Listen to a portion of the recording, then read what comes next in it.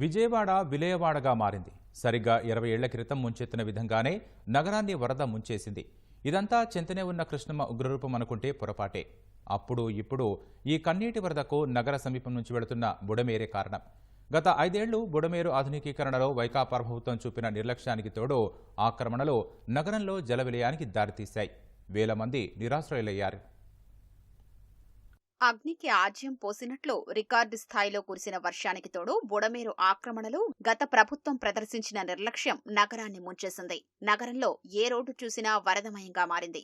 శనివారం రాత్రి బుడమేరుకు భారీ వరద రావడంతో ఆదివారం నగరంలో పలు ప్రాంతాలు జలమయమయ్యాయి. వందలాది కుటుంబాలు నిరాశ్రయులయ్యాయి. అధికారులు ముందే పసిగట్టి ప్రాణాపాయం లేకుండా చేశారే తప్ప ముంపును నివారించలేకపోయారు. విజయవాడ శివారులోని అనేక కాలనీల్లో 5 అడుగులకు పైగా బుడమేరు వరద ముంచెత్తింది. జక్కంపూడి జేఎన్ఎన్ యూఆర్ఎం కాలనీలో 1వ అంతస్తు లెంటల్ స్థాయి వరకు నీరు చేరింది. గ్రౌండ్ ఫ్లోర్లో ఉన్న వారందరూ నిరాశ్రయులయ్యారు. జీకొండూరు, 1వ పట్టణం, 2వ పట్టణం, సింగ్నగర్, పాయకాపురం, సత్యనారాయణపురం తదితర కాలనీలు వరద నీటిలో మునిగిపోయాయి.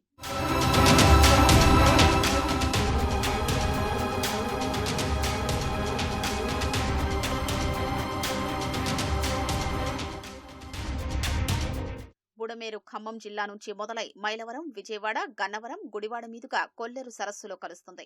వెలగలేరు వద్ద పట్టిసీమ కాలువలో కలుస్తుంది. ఇక్కడ హెడ్ రెగ్యులేటరీ ఏర్పాటు చేశారు. నగరంలో భవానీపురం, విద్యాధరపురం, సింగ్నగర్, పాయకాపురం, అయోధ్యనగర్, మధురానగర్, కనకదుర్గ కాలనీ మీదుగా ప్రవహిస్తుంది. ఏలూరు కాలువకు సమాంతరంగా వెళుతుంది.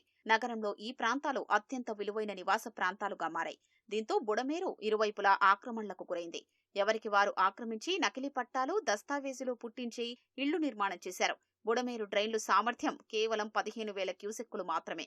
కానీ 30,000 నుంచి 40,000 క్యూసెక్కుల వరకు వరద వస్తోంది. సహజ సిద్ధంగా ప్రవహించే బుడమేరు మొత్తం ఆక్రమణల పర్వంగా మారింది. గత 5 ఏళ్లు దీన్ని పట్టించుకోలేదు. గత టీడీపీ ప్రభుత్వంలో 500 కోట్ల రూపాయలతో ప్రతిపాదించిన ఆధునికీకరణ పనుల్ని వైసీపీ ప్రభుత్వంలో మధ్యలోనే వదిలేశారు. కొంత తీసుకున్నారు, కొంత తవ్వారు. మన చంద్రబాబు నాయుడు గవర్నమెంట్లో ఎవరు ఏమి పట్టించుకోలేదు. దాని జోలికి కూడా రాలే ఎవరు. గురపడే కాకుంటాం, ఇక నీళ్ళు వెళ్తలేదు, అన్నీ వెనక్కి వెళ్ళిపోతున్నాయి. ఇక ఎటు పోవట్లేదు. చంద్రబాబు టైంలో మా పొలాలు పోతే డబ్బులు ఇచ్చాడండి. ఎంత అప్పుడు బుడిగారు ఎలర్ట్ చేసేసారు. ఈ గుర్రపడే కాడబడింది 5 సంవత్సరాలు తీసిన మానవుడు ఎవడు కాడబట్టేసి నేను ముందుకు పంచుతా. ఉన్న తూములు మురుగుపోవడానికి బయటకు మురుగు వచ్చే ఇవి ఉన్నాయి, తూములు ఉన్నాయి బయటికి. ఇప్పుడు ఇలాంటి ఫ్లడ్ వర్షాలు కురిచినప్పుడు మాకు బయటికి వెళ్ళిపోతాయి. అలాంటివి ఏమైనా అవి ఎప్పుడో బ్రిటిష్ మామూలు పాత గవర్నమెంట్లో, అంతకుముందు గవర్నమెంట్లో ఉన్నప్పుడు వేసిన తూములే. అవి అడుగున్నర తూములే ఉన్నాయి. అవి పనికిరావండి. మీకు వచ్చి 2 అడుగులు 3 అడుగులు తూములు వేసి ఎక్కడికక్కడ ఆహ్వానాలు పెడితే తప్ప, లేకపోతే ఇప్పుడు ఏమైంది మొత్తం మునిగిపోతుంది. బుడమేరు వచ్చినప్పుడు తోసేస్తుంది బయటికి. 7 సార్లు తవ్వలేదండి. అలా డబ్బులు లేదు, తవ్వనే లేదు. అంతా 15 మీటర్లు 10 మీటర్లు ఎడల్పే ఉంది బుడేరు. అది తన్నేసి లాగట్లా. మట్టి పోసిన మట్టి కింద తూములు బయట తీయలా పోయిన గవర్నమెంట్. ఆ తూములు బూడిపోయినాయి. బయట అటు నుంచి ఊపు వచ్చి నీళ్లు లోనకు వస్తున్నాయి. కానీ ఈ పాలన మీద ఈ పలసగుండే తల్లి నీళ్ళు అటు తొయ్యలేకపోతున్నాయి. 10 రోజులు 10 రోజులు ఉంటున్నాయి. ఈ ఊరంతా కులిపోతుంది. వైసీపీకి చెందిన నేత సుమారు ఎకరన్నర స్థలాన్ని ఆక్రమించారు. దీని విలువ 20 కోట్ల రూపాయల వరకు ఉంటుంది. బుడమేరు పరివాహక ప్రాంతం సర్వే నంబర్ 32లో ఎకరాకు పైగా భూమిని నకిలీ పత్రాలతో కొందరు విక్రయాలు చేసేశారు. బుడమేరు వెంట ఇప్పటికే కొన్ని ప్రాంతాల్లో ఆక్రమించి ఇళ్లు నిర్మించారు.